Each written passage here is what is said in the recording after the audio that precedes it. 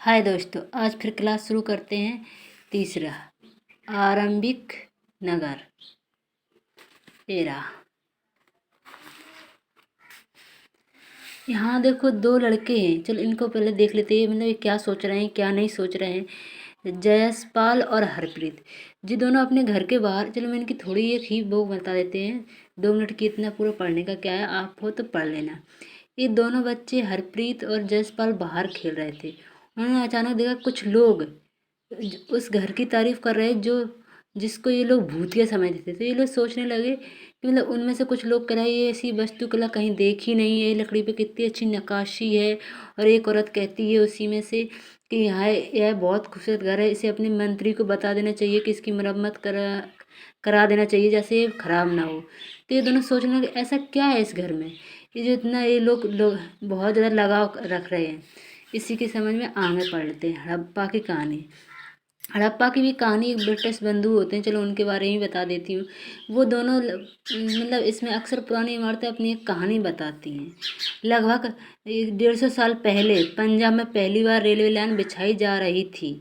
तो इस काम में से जुटे इंजीनियरों को अचानक हड़प्पा प्रस्तर मिला, जो आधुनिक पाकिस्तान में है। ये आप अंडरलाइन कर लो, क्योंकि आप नोट्स बना रहे हैं। तो यही जो मैं अंडरलाइन बताती हूँ वही अंडरलाइन करते जाना, ये आपको बहुत काम में आएगा।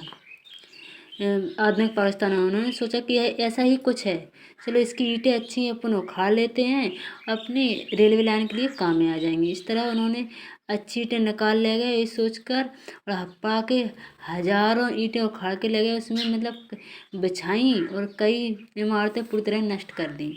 फिर उसके बाद लगभग 80 साल पहले, मतलब जो इसके जो अपन जो आज के समय के पहले और जो रेलवे लाइन निकली थी उसके 80 साल बाद बाद बाद बाद साल पहले पुरातत्वज्ञ ने इस स्थल को ढूंढा, और तब पता चला कि यह खंडहर उपमहाद्वीप के सबसे पुराने शहरों में से एक है। चूंकि इस नगर की खोज सबसे पहले की गई। अब यहाँ से दूसरा है, इस नगर की सबसे पहले खोज की गई, इसलिए इसके आसपास के क्षेत्र को हड़प्पा सभ्यता कहा जाने लगा।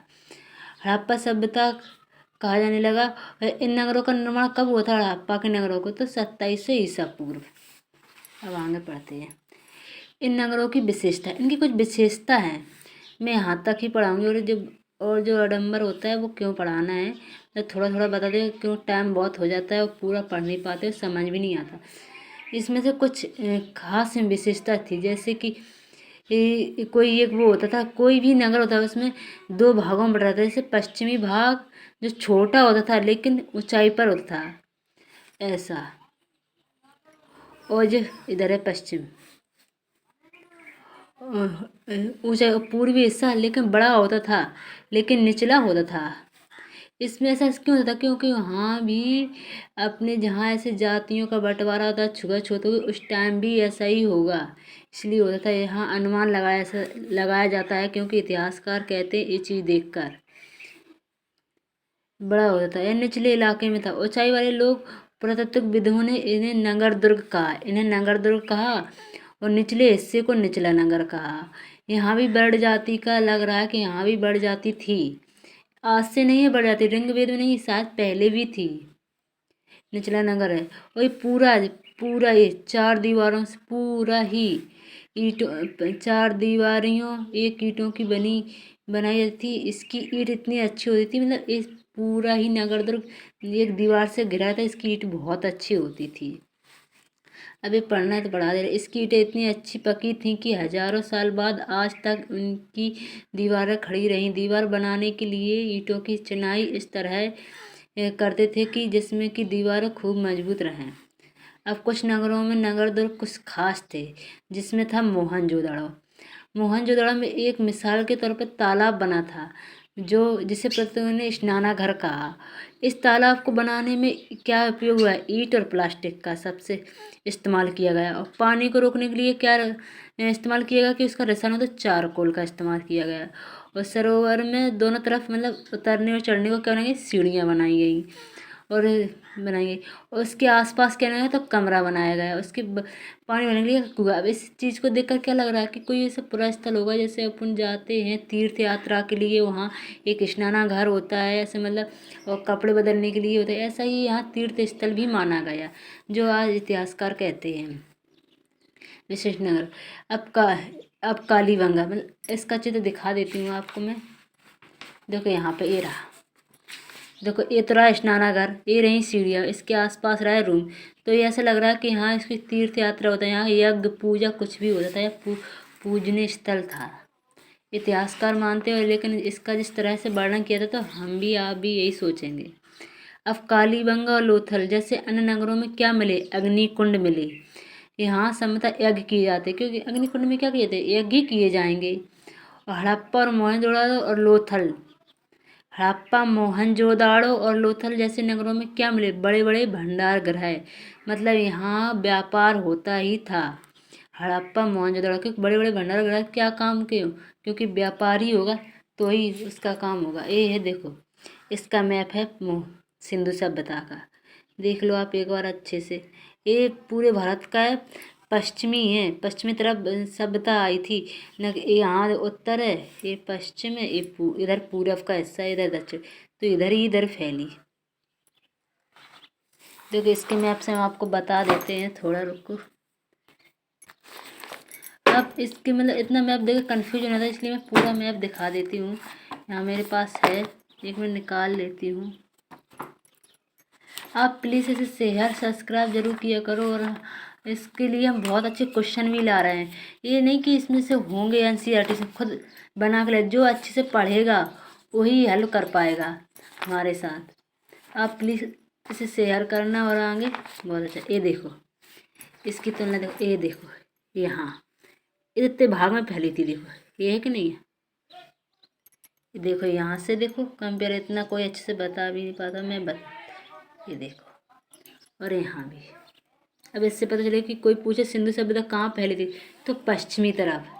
देखो यहाँ रोपड़ भी है, हड़प्पा भी है, मोहनजोदड़ो भी है, कोट दीजिए चौहंदड़ है।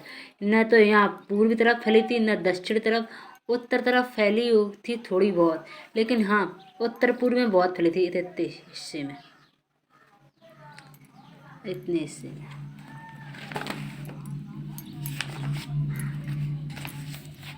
अब भवन और नाले, हड़प्पा के नगरों में ईंटों की चिनाई इस तरह की जाती थी। इन नगरों के घर आमतौर पर एक या दो मंजिल होते थे। एक या दो घर के आंगन के चारों ओर कमरे बनाए जाते थे, जो आज की तरह बनाए जाते हैं गांव में, उसी तरह कंपेयर करो आप। अधिकांश घरों में एक अलग स्नानागार होता था, और कुछ घरों में कुएं भी होते थे। जैसा आज डेवलपमेंट, आज विकास है, वैसा ही पहले था, पर थोड़ी आधुनिकता आ गई बस। कई नगरों में ढके हुए नाले थे, इन्होंने सावधानी से सीधी लाइन में बनाया जाता। हर नाली में हल्की ढलान होती थी, ताकि पानी आसानी से बह सके। अक्सर घरों की नालियों को सड़कों की नालियों से जोड़ दिया जाता, जो बाद में बड़े नालों में मिल जाती थी।